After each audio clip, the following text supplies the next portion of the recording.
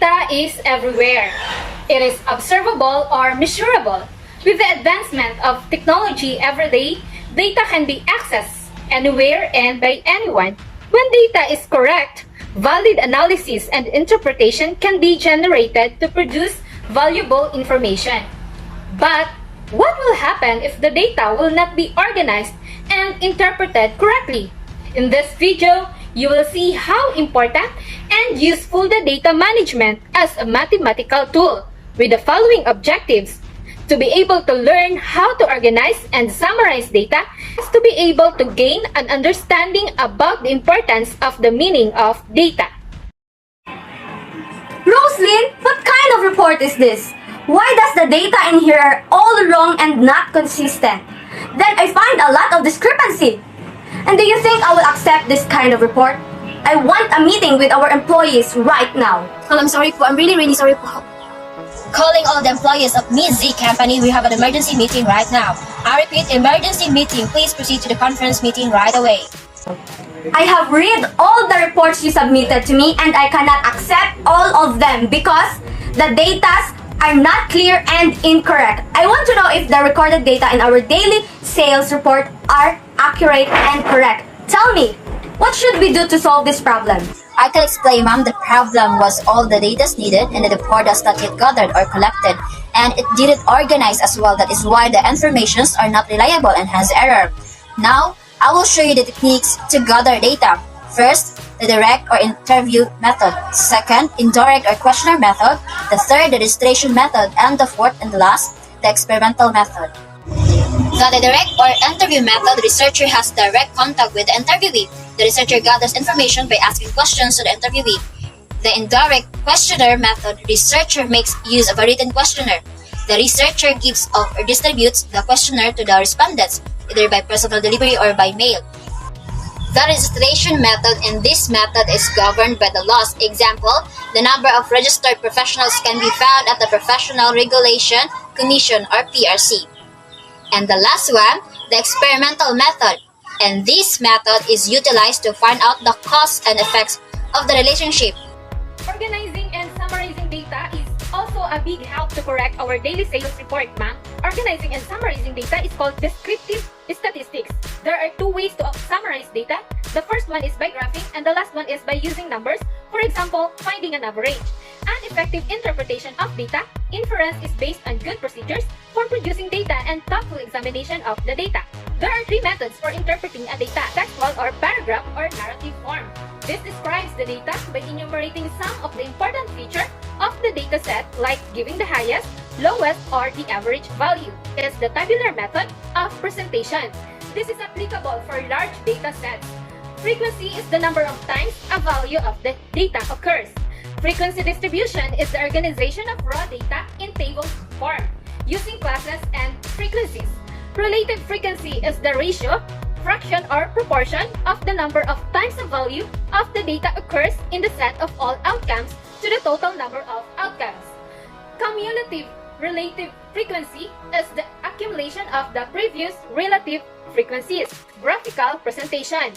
It is a visual presentation of the data. A graph is a tool that helps you learn about the shape or distribution of a sample. It is commonly used in oral presentation. Data management also need a careful study about the measures of central tendency in order to interpret the data very well. In today's meeting, I'll be presenting the mean, median, and how to calculate their group and ungroup data. Mean is the average or a calculated value of a set of numbers. To calculate it, add up all the numbers, then divide by how many numbers they are.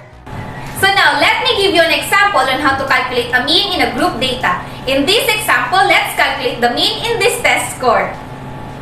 So in this example, we have 6 classes. Our class width is 5 and our frequency is 40. To find the mean using the classwork, calculate the classwork of each classes, then divide it by 2. 41 plus 45 divided by 2 equals 43. 36 plus 40 divided by 2 equals 38, and so on. Always remember that our class width is 5. It is easy to find the class width. It is the difference of the two consecutive lower limits. In this given example, 21 minus 16 equals 5. After getting the class mark, multiply it to the frequency. In this given example, 1 times 43 equals 43, 3 times 38 equals 304, and so on. Then after that, find the frequency. In this given example, the sum of the frequency is 1200. To get the mean, just divide the product of the frequency and the classwork by the total frequency. 1200 divided 40 equals 30. So now, let's calculate the mean in the M-group data. To find the mean, just add the data values, then divide by the numbers of data numbers. 4 plus 1 plus 3 plus 5 plus 3 plus 2 plus 3 equals 27. 27 divided 7 equals 3.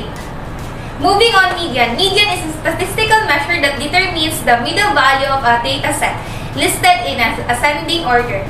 In median group data, so let's simplify. So 20 minus 17 is 3. And 3 divided by 12 times 9 is 2.25. So 144.5 plus 2.25. So the median of group data is 147.75.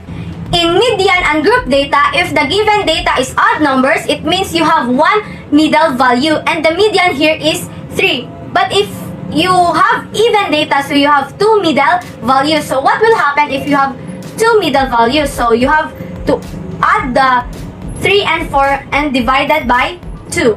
The mode is the value that appears most frequently in a data set. In mode group data, let's substitute all the values that we get. So that is 144.5 plus 3 over 3 plus 7 times 9, and the 3 plus 7, that is 10. Then 3 over 10 times 9 is 2.7 plus 144.5. The answer is 147.2. In mode and group data, first let's arrange the data and let's determine the most number of times. So in the given data set, we have 2, 115, and 121. They have the same numbers. So therefore, the data sets has two modes, and that is 115 and 121. So the data set is said to be bimodal. Measure of relative position. So it is a number that tells where the score stands relative to other in a set of data. It is a measure whether a value is about the average or whether it unusually high or low. It can apply to ordinal variables. So we have three common measures of position. The first is quartile, the second is deciles, and the third is percentiles. So first is quartile. The quartile are the score points which divide a distribution into 4 parts. So for example, the owner of the coffee shop recorded the number of customers who come into his coffee each hour a day. The result as we are 14, 10, 12, 9, 17, 5, 8, 9, 14, 16, and 11. So find the lower quartile and upper quartile of the data. So first, arrange the scores in ascending order. In equals 11 because there are 11 orders.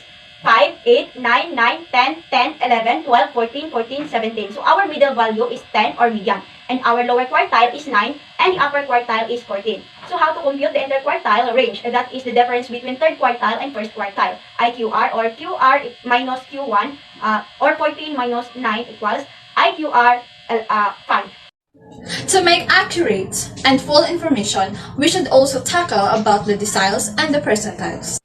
Deciles, the decimal, are score points divided in a distribution into 10 equal parts using this formula. K is the position of data and N is the number of observation. Example, decile 1 is 10%, decile 2 is 20%, decile 3 is 30%, decile 4 is 40%, and the median is decile 5, 50%. Percentiles are those score points which divide a distribution into 100 equal parts.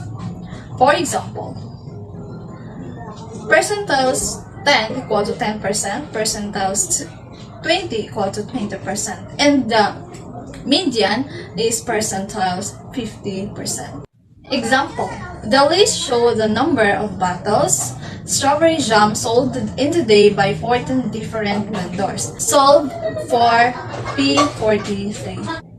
First, arrange the score to ascending order. Using this formula, percentiles 43 is equals to 14 over 100. 43 times 14 is equals to 602 over 100. 602 divided by 100 is equal to 6.02, round to the whole numbers equal to 7, and the 15 is the 7th number of a position data. Therefore, the percentile 43 is equal to 15.